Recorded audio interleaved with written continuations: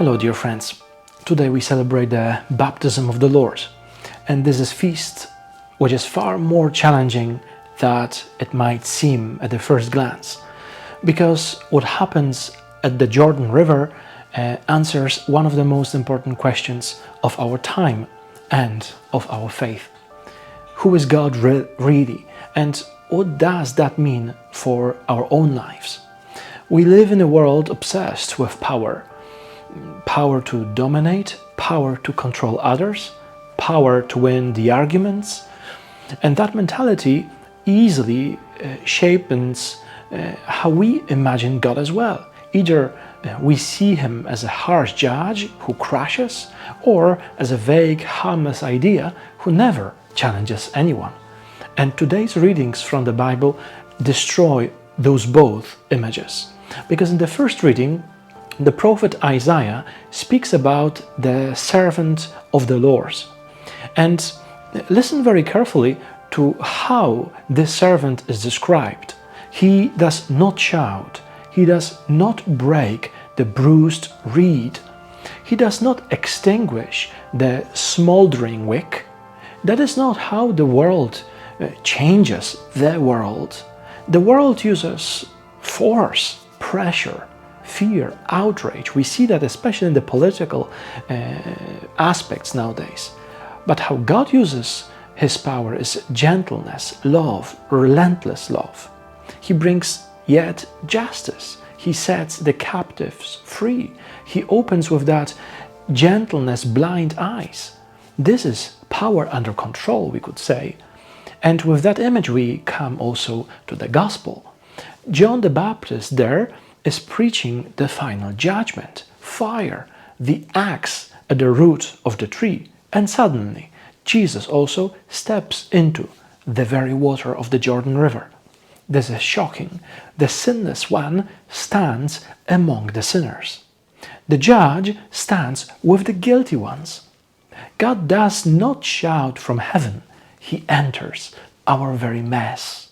And when Jesus, the Lord, rises from the Jordan River, the heavens open and the Spirit of the Lord descends, and the Father says publicly, "This is my beloved Son." In other words, this is who I am for you. If you want to know what God is like, look at Jesus at this very scene. And in general, here is where the gospel confronts us today. Many people say nowadays, I believe in God, but not in the church's teaching, not in the demands of the morals and the gospel. But Christianity doesn't allow us to invent God. God has already revealed himself to us. Look at how Jesus treats the sinners. Look how he speaks the truth to everybody. Look at how he loves to the point of the cross. And if our image of God does not look like this presented by Jesus, then it is not our God at all. In the second reading, this Sunday of the baptism as well, in the Acts of the Apostles, St. Peter makes a revolutionary discovery. He says, God shows no partiality. That was shocking then, and it should still shock us nowadays. Because we love dividing the world into insiders and those from outside, those who are worthy and those who are unworthy, us and them.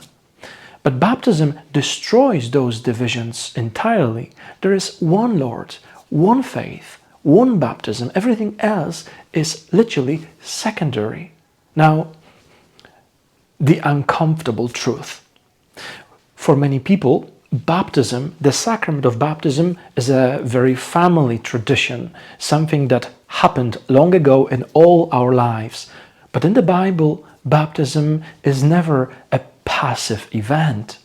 Jesus' baptism launches his lifelong mission.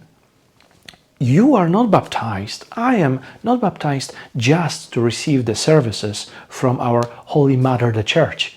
You are baptized to participate in Christ's mission in the world. The Church does not suffer today so much because there are too few priests or too few programs.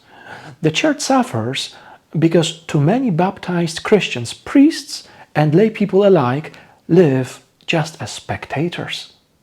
So how God changes this world? Not by shouting any louder, not by winning big arguments, not even by breaking bruised reeds. How God changes the world is through ordinary Christians who live the very gospel simply yet every day, at home, at work, in how we speak to each other, in how we forgive each other, in how we refuse to dehumanize any other person. Christianity is not something you wear on Sunday and remove on Monday morning. So I leave you and myself with a final question. At the Jordan River, heaven opens, not only over Jesus, but over you and me as well. So the question for us this Sunday is not who is Jesus anymore. No, the question is, what will you do with your own baptism?